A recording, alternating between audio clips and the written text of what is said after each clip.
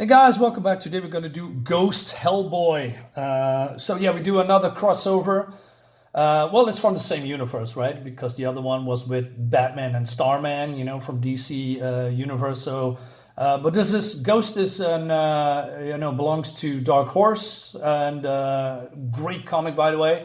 It's been a long time that I have read Ghost comics, but I'm definitely gonna pick it up again. It's been written by Mike Mignola, drawn by Scott Benefiel, inks by Jasen Rodriguez, letters by Sean Conant, and colors by Pamela Rambo. So yeah, this is in the past. This is in 1939, and it seems that this guy has done something to this guy, and he says, "You stole from me, Vinny," and he said, "Fess up, or get some more of this." And so this guy says, "Well, tough guy, big boss. You can't do nothing to me now. I'm already dead. You're laughing at me, rat bastards." And he's chopping more and more into, the body. But he has some henchmen. And the henchman says, "Hey, boss, that son of a bitch can't say nothing. Look at me. He's dead as a fish." "Dead? This bastard's laughing at me." "Tony, you don't hear this guy? You gorilla. Don't you hear this guy laughing at me?" And the other one said, "No, well, no." Anyway, so he says, "Well, bring me the other guy," right? Just more. Well, the laughing still continues. So they bring up some, I don't know, well, not more like a sorcerer, but someone that do incantations. And he says, "The problem is that the bastard still is laughing at me. My associates do not hear him laugh. Hear him laughing at me. Do you hear him?" "No, sir," he says. "Do you believe this dead bastard is laughing at me?" "Yes, sir." "Good. What do you want me to do?" So basically he says, bring him to the other side, let him burn in hell. So he does some incantations, light a candle.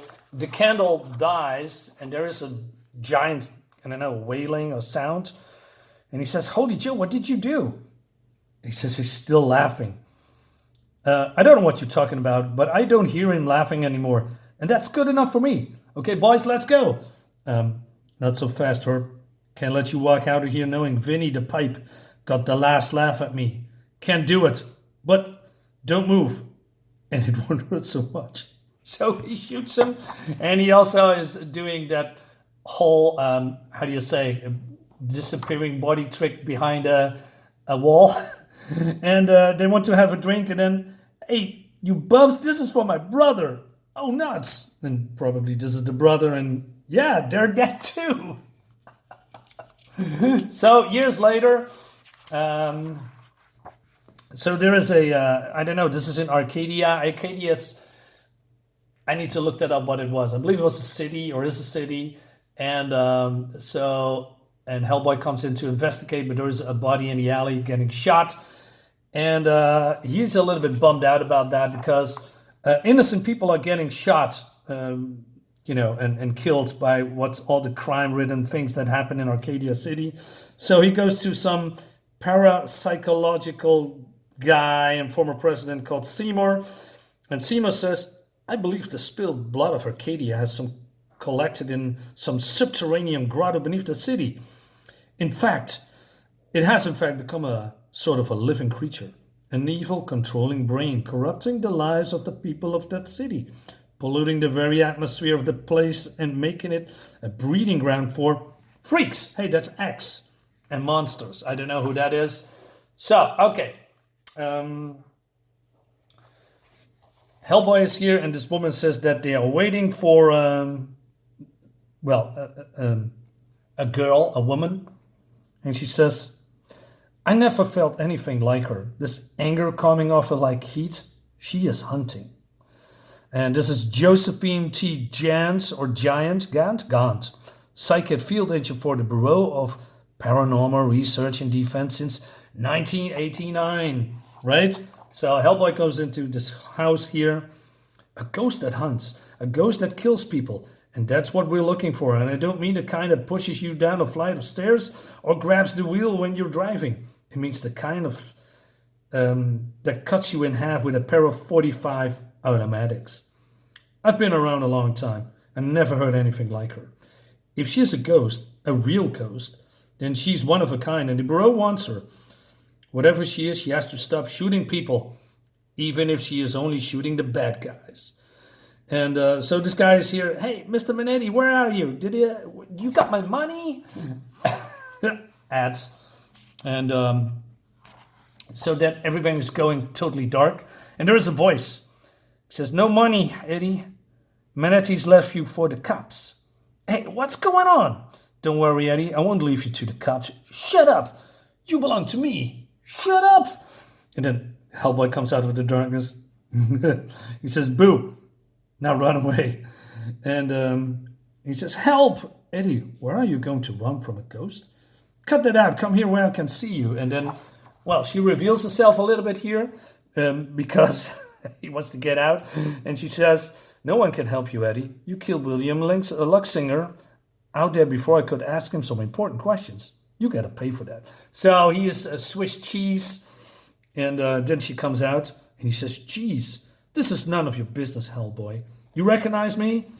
And, well, she's recognizing because he was, I don't know, some kind of a Life magazine. He was on the cover. And he says, most ghosts don't read magazine. You are interesting. I'm warning you, leave me alone. And he says, hey, I came here to help you, lady. But we can do this the hard way, or... And then he swings at her and he is, well, she's a ghost. And then he's falling and goes through the wood here. And then he falls right into this place where we see this guy being buried, behind a wall, right? And this is now in the present. And she is observing what's happened here. I love the visualization here. And then she's being, transformed, yanked away from reality. And she says, no, this can't be happening. Not again. Not anymore. I beat you. I've beat this place. Let me go. Now, I'm not sure what this is because, like I said, I've been not reading Ghost for a very, very long time. I got a lot of books in here. I have to dive into that. So maybe some Purgatory or something, or, Limbo. I'm not entirely sure. So this guy comes out and he's talking a little bit of gibberish here. And he says, these creatures should have no power over you. Why do you allow it? Try again to cast them off. And she says, I can't. Do you love your pain so much? Or is it possible that these demons are not of your own making? Who are you? And then, can you not recall my face? Child, my name is Peace. And what creatures are these that keep you from my embrace? Whose agents are they? Look close upon them. Behold the enemy. And so, yeah, probably this is the bad guy, I guess. And he says, what do you want from me? Nothing at all. I have come to give. In my hand rest and sweet oblivion. Only a single locked door remains between this. The key is beyond my grasp, but I know its shape. Is it familiar to you? She says. And she says, yeah, that's the hand of Hellboy, right? But what has that to do with me? How can you know this? You are dead, but you dwell among the living. Why? There are other spirits, but none like you. None have the powers you have. Why? You are unique and your suffering is unique. Trust that his hand is the key to all of this. Trust me. The art is great, by the way. And so he wakes up and says, well, that is some investigating. Hey, what's your story?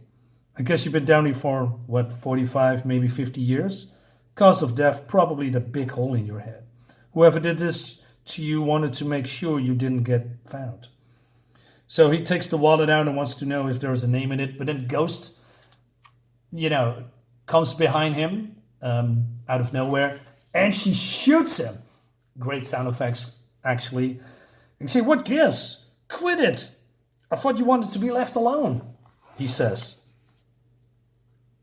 I don't understand how you are involved in this. What are you, nuts? Lady, I came here to help you, remember? Jeez. Now drop the guns or I'll swear I'm a ghost, you idiot. What are you going to do? And then he smacks her. Again, looks great. Adam Hughes cover or art, pretty sure. Yes, and Matt Haley. So she's been surprised that he can touch her, and he says, almost took my head off. Should have gone right through me. On the stairs, she jumped through me, but the hand missed me. The hand, she says. And so says, hey, I'm sorry about the smack in the head, but you were really asking for it. Now, let's talk this, and then she just grabs a piece of wood and shoves it in his hand and then become tangible again. And then it materializes in his arm. And he says, nice trick, that hurt. That's not the worst. So he swings at her. She ducks under, going through the floor. And then comes out of it and, materializes her hand in his body. And, to become tangible again. It looks great. The pain must be immense. Don't kill him. And he's, I believe, unconscious. And then we go here. The hand. Brothers, she is our deliverer, and she serves her own world up to damnation and slaughter. And this pig is here laughing. Looks great. What is this? Is it in hell or something? And that leads us to issue number 2. We're going to see how this works out. I mean, this is one of 2. There's 2 issues. Mike Mignola is the writer. I trust him. I trust that he can deliver the goods. So we're going to see if it's all going to work out. Guys, let me know what you think about this. And see you on the next one. Bye-bye.